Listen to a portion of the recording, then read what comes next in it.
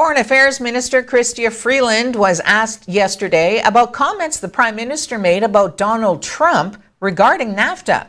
Justin Trudeau told a radio station the U.S. president doesn't always follow rules. Obviously, Katie, I agree with the Prime Minister in public all of the time and in private 99.99% of the time.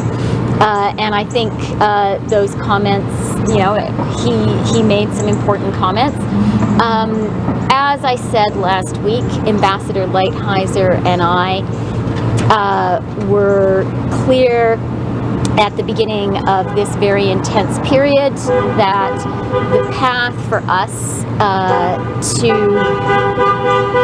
work most effectively together was to not negotiate in public, and I am going to be true to that agreement. I used to be a journalist. I can understand how frustrating it is for everyone, but I think the way for us to have the best possible outcome is for us not to be negotiating in public.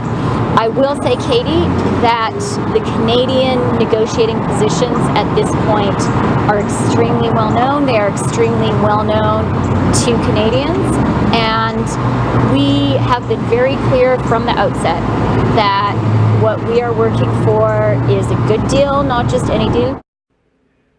Incumbent Mayor Provenzano officially launched his campaign to continue as the Sault's mayor last evening at Outspoken Brewing. First, Provenzano thanked his wife Kylie and the couple's two daughters, along with Anne and Frank, his parents. He also acknowledged Steve Butland and Susan Myers as two members of City Council he grew to admire and consult with. Both were at the campaign kickoff. So too was former MP Ron Irwin, who Provenzano says he turns to as a mentor.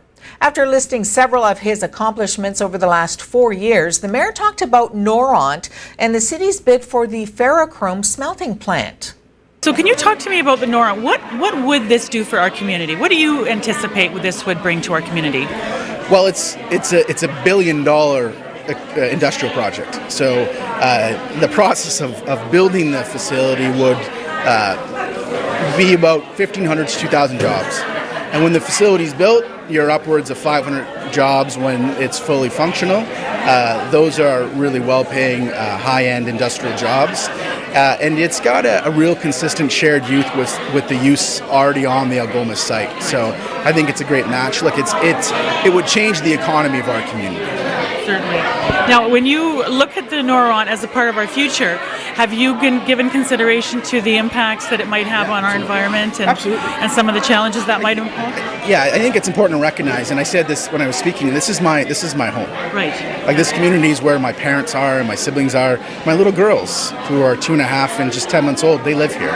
I don't want to see anything happen here that would have a deleterious effect on any of their health and any of the health of the people that live in this community. So I'm concerned about those things too. But the reality is that what we're doing now is competing to work with this company to go through the process of assessing the project.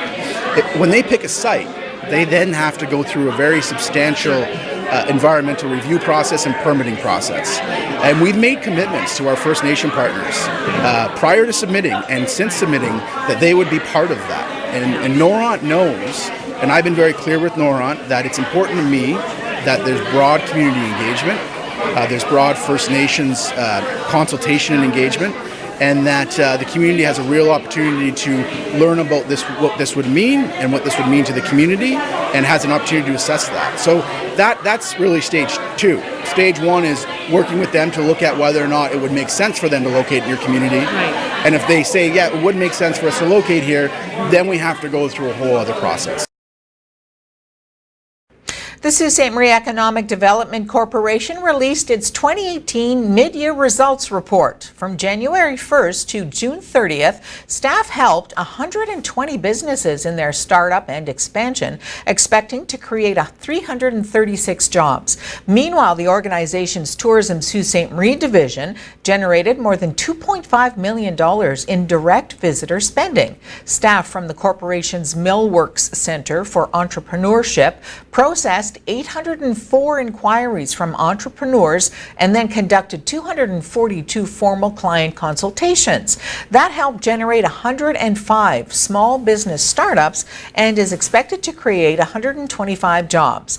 Another 7 companies were supported by the Millworks Business Incubator. The project won a collaboration and partnership award from the EDC of Ontario. Under the EDC's Business Retention and Expansion Program, 15 companies grew their operations, totaling more than $35 million, and are expected to create 211 jobs. Staff delivered over 25 pitches to external companies and investors. The most significant pitch was made to Noront Resources.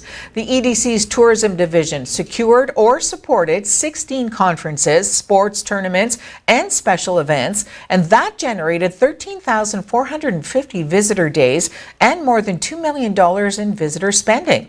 As well, a total of 1,214 vacation packages and $455,250 worth of visitor bookings were sold through its online reservation system. Staff also facilitated 7 familiarization tours with visiting travel writers and television shows, generating another $347,000. Also, because of the organization's cruise ship attraction efforts, 2018 is slated to be the city's busiest year ever for luxury passenger vessel traffic.